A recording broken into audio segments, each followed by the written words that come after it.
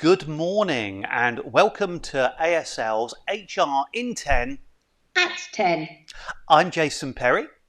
And I'm Kimberly Bradshaw. And we're going to try in a few short minutes to bring you up to speed with what's going on in the HR and employment world.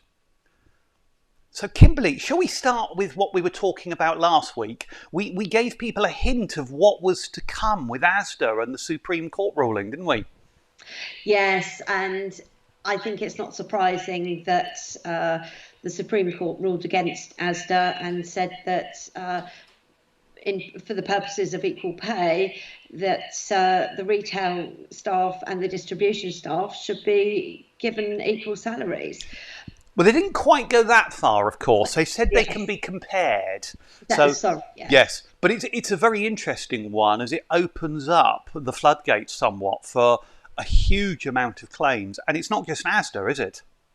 No, I know Sainsbury's have had a similar fight on, and in fact they actually said that their staff had lied about their job titles.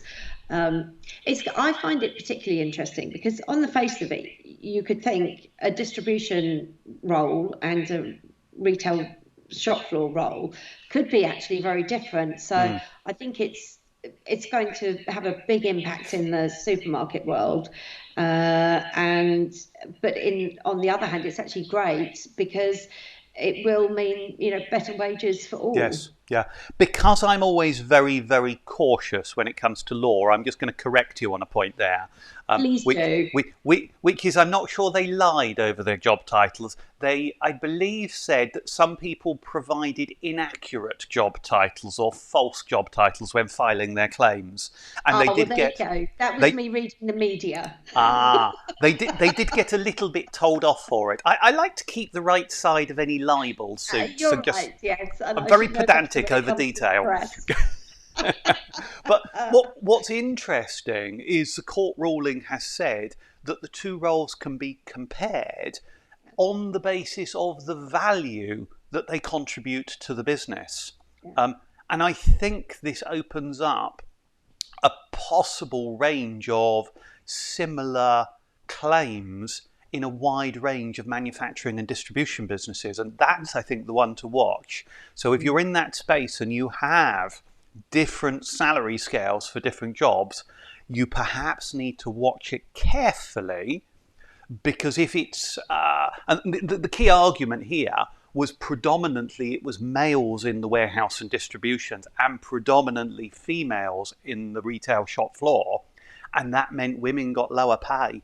And if you have a workplace that fits like that, where you tend to hire one sex more for one job than another, you need to question whether or not the salaries need to be comparable, as this one's now.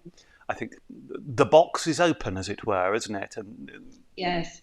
And value to business, it could extend so much further beyond warehouse distribution. It could impact so many different types of organisations.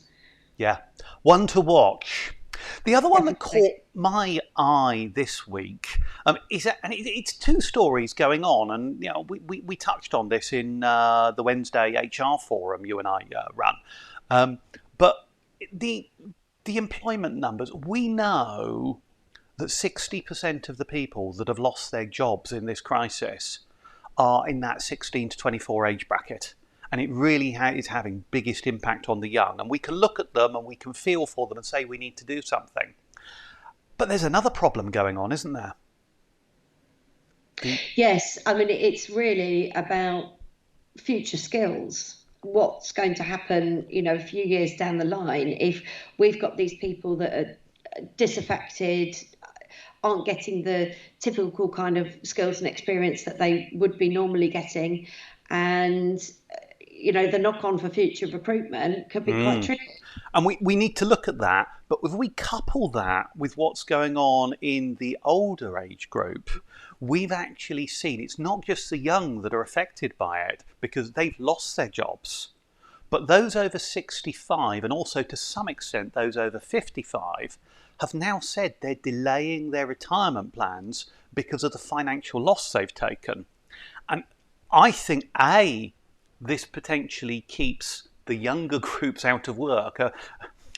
I just think of the NHS phrase of bed blockers, and it's almost, do we have job blockers? If those in the older groups aren't retiring, they're not freeing up the opportunities for the young, which makes this worse. But the bit that's really got my attention here, and I wonder how many companies have yet got this right and need to look at their processes, is if your population is, your workforce is getting older, we now know that we can't retire people on age grounds.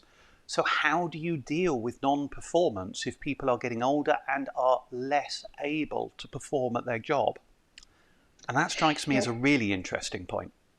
Yes, I wonder whether, as we were talking about before, the increasing use of a capability policy that I've noticed and has been very beneficial to some employers recently.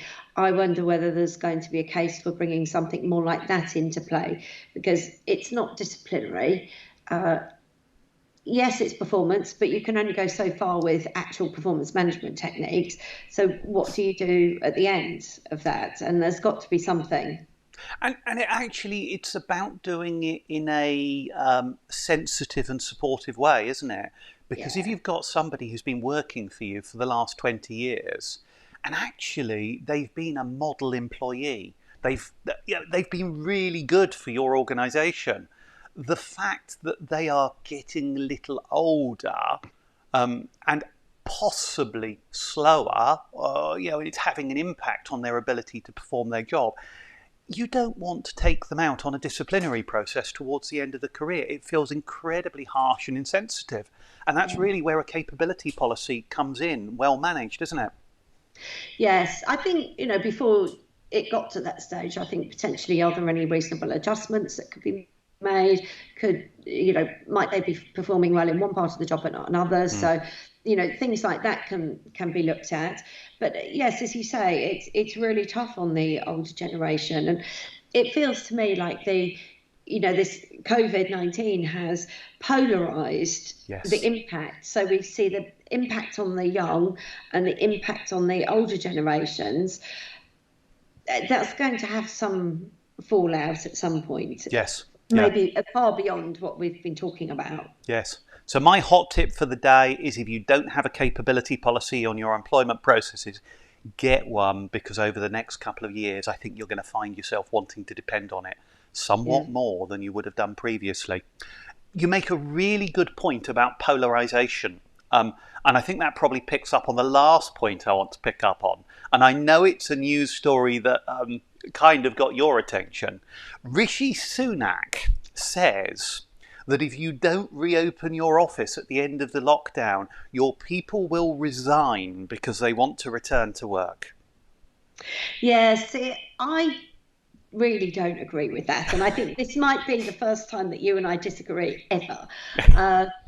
But all the other media has been, we've seen other people closing offices and, like, I think, was it Nationwide, shut a load of offices, and the one that they did keep, they changed it into more work-life balance type office arrangements. Work hub with cycle routes, wasn't it? That's it, and walking routes. And so, there's been so much of that. And I know there are some people who will want to go back to the office and will struggle if they haven't. But equally, there will be those that don't want to go back to the office. And so really, we've got nothing but a hybrid option to look together forward. You said you disagreed. I think we're actually at risk of agreeing here.